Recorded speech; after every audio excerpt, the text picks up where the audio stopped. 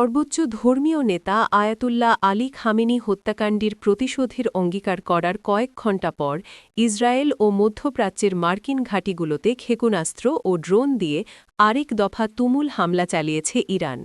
তাদের হামলার পর সংযুক্ত আরব আমিরাতের দুবাইয়ে ও কাতারের রাজধানী দোহার উপর একাধিক বিকট বিস্ফোরণের শব্দ শোনা গেছে। সংযুক্ত আরব আমিরাত ও কাতার ওয়াশিংটনের ঘনিষ্ঠ মিত্র। তেহরানের শত্রুর পাশে থাকলে পরিণতি ভোগ করতে হবে, প্রতিবেশী দুই দেশে হামলা চালিয়ে ইরান এই বার্তাই দিতে চাইছে।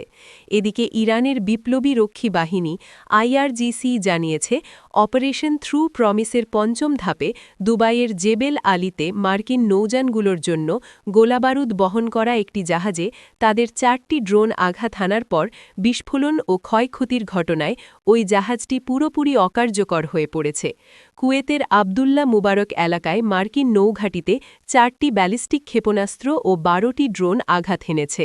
সেখানকার সব স্থাপনা ধ্বংস হয়ে গেছে এবং বিপুল সংখ্যক মার্কিন সেনা হতাহত হয়েছে। ভারত মহাসাগরে থাকা মার্কিন নৌযানের জন্য জ্বালানি নিয়ে যাওয়া একটি এমএসটি শ্রেণীর যুদ্ধ সহায়ক জাহাজেও ইরানের একটি কাদের 380 ক্ষেপণাস্ত্র আঘাত হেনেছে। বিমান বাহিনীকে সঙ্গে নিয়ে আইআরজিসি বলেছে, নৌবাহিনীর শত্রুদের ইউনিটগুলোর জন্য নরকের দরজা খোলা রাখবে তারা। ইরান বিশ্বের অন্যতম ব্যস্ত দুবাই বিমানবন্দরেও হামলা চালিয়েছে। শনিবার ওয়াশিংটন, তেলাবিব ও তেহরানের পাল্টাপাল্টি হামলার সময় থেকে এই বিমানবন্দরটি বন্ধ রাখা হয়েছিল। বিমানবন্দরের আগে ইরান দুবাইয়ের বিখ্যাত স্থলদ্বীপ পাম এবং বিলাসবহুল হোটেল বুর্জ আল আরাবেও হামলা চালিয়েছিল। ইরানের বিমান বাহিনী পারস্য উপসাগরের দেশগুলোতে থাকা মার্কিন ঘাঁটি ও ইরাকের কুর্দিস্তানেও হামলা চালিয়েছে। তেহরানের সঙ্গে আলোচনা থমকে যাওয়ার পর শনিবার যুক্তরাষ্ট্র ও ইসরায়েল অভিযোগ তোলে, ইরান ফের পারমাণবিক কর্মসূচি শুরু করেছে। এই অভিযোগ এনে তেহরান সহ একাধিক শহরে সামরিক বেসামরিক সরকারি অসংখ্য স্থাপনায় হামলা শুরু করে তারা। তাদের হামলায় সর্বোচ্চ ধর্মীয় নেতা আয়াতুল্লাহ আলী খামেনি সহ 10 জনেরও বেশি নেতাকে হারায় ইরান। খামেনি 1989 সাল থেকে ইরানকে নেতৃত্ব দিচ্ছিলেন। তার মৃত্যুর খবর নিশ্চিত হওয়ার পর আইআরজিসি সর্বোচ্চ ধর্মীয় নেতার হত্যাকারীদের সাজা দেওয়া এবং ইসরায়েল ও যুক্তরাষ্ট্রের বিরুদ্ধে ইতিহাসের সবচেয়ে ভয়াবহ আক্রমণ চালানোর অঙ্গীকার করে। উম্মার ইমামের হত্যাকারীদের কঠোর, চূড়ান্ত ও মনে রাখার মতো শাস্তি না দেওয়া পর্যন্ত ইরানি জাতির প্রতিশোধের হাত তাদের ছেড়ে দেবে না। টেলিগ্রামে দেওয়া এক পোস্টে এমনটাই বলেছে আইআরজিসি। ওমানের মুসান্দাম থেকে প্রায় 5 নটিক্যাল মাইল দূরে পালাউয়ে পতাকাবাহী তেল ট্যাঙ্কার স্কাইলাইট হামলার শিকার হয়েছে বলে জানা গেছে। আবুধাবির ইতিহাদ টাওয়ার্স কমপ্লেক্সের আবাসিক ভবনের সামনের অংশে একটি ড্রোন প্রতিহত হওয়ার সময় পড়ে যাওয়ার ধ্বংসাবশেষে একজন নারী ও তার শিশু আহত হয়েছে। আল জাজিরা জানিয়েছে, সৌদি আরবের রাজধানী রিয়াদের পূর্ব দিকেও বেশ কয়েকটি বিস্ফোরণ ঘটেছে বলে খবর পেয়েছে তারা। এদিকে রোববারও ইরানের বিভিন্ন অংশে যুক্তরাষ্ট্র ও ইসরায়েলের হামলা অব্যাহত রয়েছে। তেহরানের দেশটির প্রধান প্রশাসনিক কেন্দ্রগুলোতে হামলা চালানো হয়েছে বলে জানিয়েছে ইসরায়েলের সামরিক বাহিনী। খামেনিকে হত্যার প্রতিবাদে ইরাকের বাগদাদে মার্কিন দূতাবাস ও পাকিস্তানের করাচিতে মার্কিন কনসুলেটে হামলার চেষ্টার খবরও পাওয়া গেছে। জাতিসংঘের মহাসচিব আন্তোনিও গুতেরেস বৈশ্বিক নিরাপত্তার জন্য গুরুতর পরিণতির সতর্কবার্তা দিয়ে অবিলম্বে সংঘাত বন্ধের আহ্বান জানিয়েছেন। ইউরোপীয় ইউনিয়ন এবং রাশিয়ার সব পক্ষকে সংযত হওয়ার অনুরোধ করেছে। এর আগে ইসরায়েলি প্রধানমন্ত্রী বেনিয়ামিন নেতানিয়াহুর পর ইরানের সর্বোচ্চ ধর্মীয় নেতা আয়াতুল্লাহ আলী খামেনি নিহত হয়েছেন বলে দাবি করেছিলেন যুক্তরাষ্ট্রের প্রেসিডেন্ট ডোনাল্ড ট্রাম্পও। তবে ইরানের পক্ষ থেকে বিষয়টার চূড়ান্ত ঘোষণার আসার অপেক্ষা ছিল। ইরানও সোমবার ভোর নাগাদ নিশ্চিত করে যে খামেনি আর বেঁচে নেই।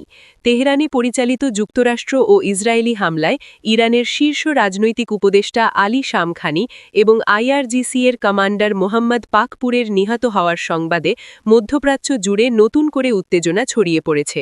ইরানের প্রতিরক্ষা ও রাজনৈতিক কাঠামোর 2 শীর্ষ ব্যক্তিত্বের এই মৃত্যু দেশটির জন্য এক অপূরণীয় ক্ষতি এবং বড় ধরনের সামরিক আঘাত হিসেবে দেখা হচ্ছে। এদিকে ইরানের ইসলামিক রেভলিউশন রেভলিউশনারি গার্ড কোর্পস মধ্যপ্রাচ্য জুড়ে অবস্থিত ২৭টি মার্কিন সামরিক ঘাঁটিতে ভয়াবহ হামলা করেছে। দেশটির রাষ্ট্রীয় সংবাদ মাধ্যম জানায়, যুক্তরাষ্ট্র ও ইসরায়েলি বাহিনীর যৌথ বোমাবর্ষণের পাল্টা প্রতিশোধ হিসেবে এটি ছিল তেহরানের পক্ষ থেকে ৬ষ্ঠ দফার হামলা। এই অভিযানে ইসরায়েল এবং অঞ্চলের বিভিন্ন মার্কিন ঘাঁটিকে লক্ষ্য করে ব্যাপক ক্ষেপণাস্ত্র ও ড্রোন নিক্ষেপ করা হয়েছে। আইআরজিসি জানিয়েছে, তাদের লক্ষ্যবস্তুর তালিকায় মার্কিন ঘাঁটিগুলো ছাড়াও ইসরায়েলের তেলনফ বিমান ঘাঁটি, তেলাবিবে অবস্থিত ইসরায়েলি সেনাবাহিনীর প্রধান সদর দপ্তর হাকিরিয়া এবং একই শহরের একটি বিশাল প্রতিরক্ষা ইন্দ্রিয় কমপ্লেক্স অন্তর্ভুক্ত ছিল। ইরান এই হামলাকে কেবল শুরু হিসেবে উল্লেখ করে সতর্ক করেছে যে তাদের বাহিনী ভবিষ্যতে আরও কঠোর এবং ভিন্নধর্মী প্রতিশোধমূলক ব্যবস্থা গ্রহণ করবে, যা শত্রুপক্ষকে একের পর এক শোচনীয় আঘাতের সম্মুখীন করবে। ইসরায়েল ও যুক্তরাষ্ট্রের যৌথ হামলায় ইরানের সর্বোচ্চ নেতা আয়াতুল্লাহ আলী খামেনি নিহত হওয়ার পর দেশটিতে নেতৃত্ব শূন্যতা তৈরি হয়েছে। যুদ্ধ পরিস্থিতি সামাল দিতে দ্রুত অন্তর্বর্তীকালীন নেতৃত্ব কাউন্সিল গঠন করেছে দেশটি। ৩ সদস্যের এই কাউন্সিল এখন ইসলামী প্রজাতন্ত্রের সর্বোচ্চ নেতা। তারাই দেশের গতি প্রকৃতি ঠিক করবেন। কাউন্সিলে স্থান পাওয়া ব্যক্তিরা হলেন দেশটির প্রেসিডেন্ট মাসুদ পেজেশকিয়ান, সুপ্রিম কোর্টের প্রধান বিচারপতি গোলাম হোসেন মহসিনি এজেই, দেশটির গার্ডিয়ান কাউন্সিলের সদস্য ও প্রখ্যাত আলেম আয়াতুল্লাহ আলী রেজা আরাফি। খামেনির হত্যাকাণ্ডের পর সংবিধানের রূপরেখা অনুযায়ী নেতৃত্ব ও দেশ পরিচালনার দায়িত্ব পালনের জন্য ৩ সদস্যের এ পরিষদ গঠনের ঘোষণা দিয়েছে ইরান।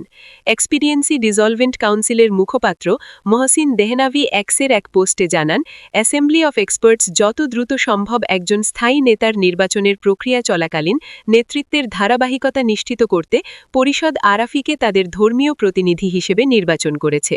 ইসরায়েল ও যুক্তরাষ্ট্রের যৌথ হামলায় কঠোর হস্তে জবাব দিচ্ছে ইরান। ইহুদিবাদী ভূখণ্ড লক্ষ্যবস্তু করার পাশাপাশি মধ্যপ্রাচ্যে মার্কিন স্বার্থ সংশ্লিষ্ট প্রায় সব স্থাপনায় আঘাত হেনেছে ইসলামী প্রজাতন্ত্রের বাহিনী।